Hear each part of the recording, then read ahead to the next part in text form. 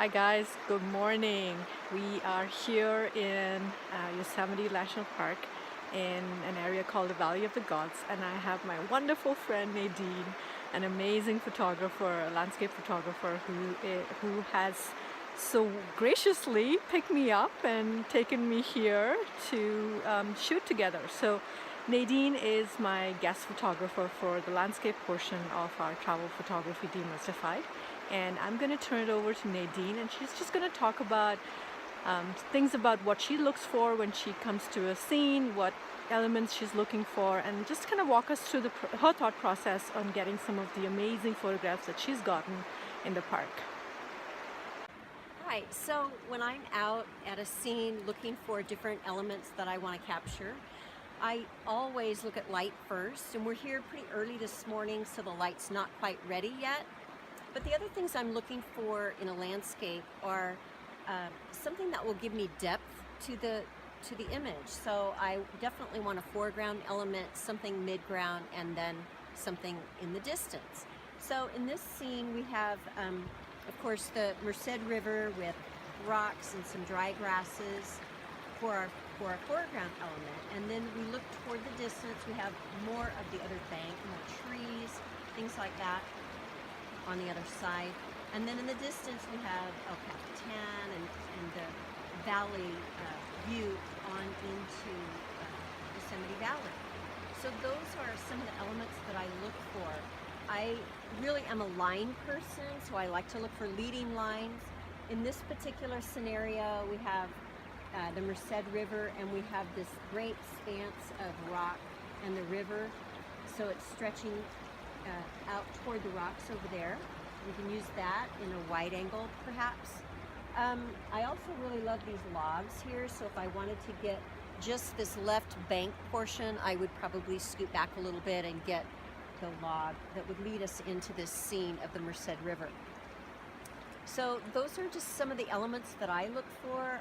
I'm a line girl, I love lines. Of course, light is always important.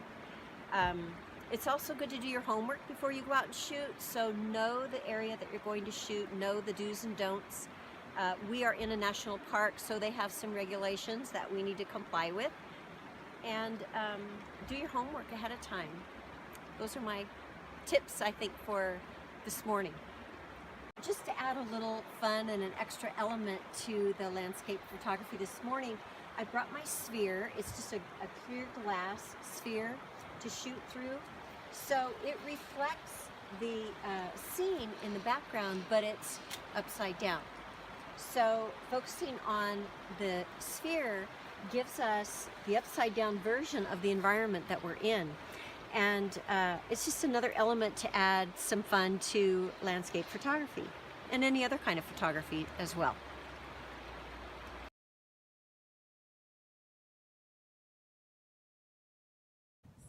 So we've driven around the park, the valley floor, a little bit this morning looking for other locations, and we decided to shoot this here. We're at the swinging bridge and we're looking up the Merced River, and we've got Yosemite Falls in the background and of course the bare trees, but loving the reflection of the mountain and the waterfall and everything on the water here. So we've got our foreground with the reflection, and then we have our middle ground with the trees, and background with the waterfall and the mountain in the background. So I think this will be a good spot. So because we have such varying light in this scene, we have dark areas of the river and of the trees, and then there's a really bright hot spot on the mountain. We need to compensate for those two exposures. So in fact, I'm going to take two images. One I'll expose for the shadows, and the other one I'll expose for the highlights.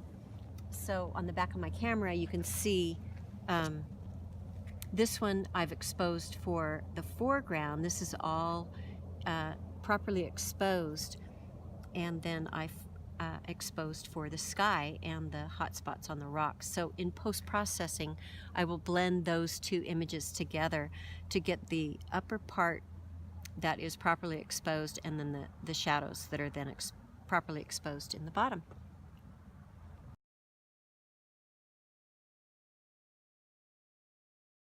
So this evening, after taking a break this afternoon, this evening we are here trying to get a shot of Yosemite Falls, and it's at sunset, but we have a little bit of cloud cover, so you might be able to see a little bit of the sun on the hill, which is what we want. We're looking for depth again, and so we've got some grass in the foreground, trees in the distance, and then the subject of our exposure, or our subject this time, is the waterfall and the hillside, or the rocks of the hill. Again, the sky is rather light. We're going to have to probably do some exposure compensation, or take two different images, one exposing for the shadows and one for the light. There's a number of ways that we can compensate for that, but we will have to do that here just because of the uneven light. Digital cameras just cannot handle the diversity of light. So that's what we'll be doing here. So we've walked down the path a little farther now, and we still have that same view that we had earlier of Yosemite Falls, lower Yosemite Falls. But the light is really flat now because the sun's gone down. So by making sure that we look in all directions wherever we are, I noticed this grove of trees that have lost their leaves. The bark is fairly light, and it's against the dark background of the pine trees and the granite in the background. We also have a little bit of interest on the left with the brown leaves on the tree to the left.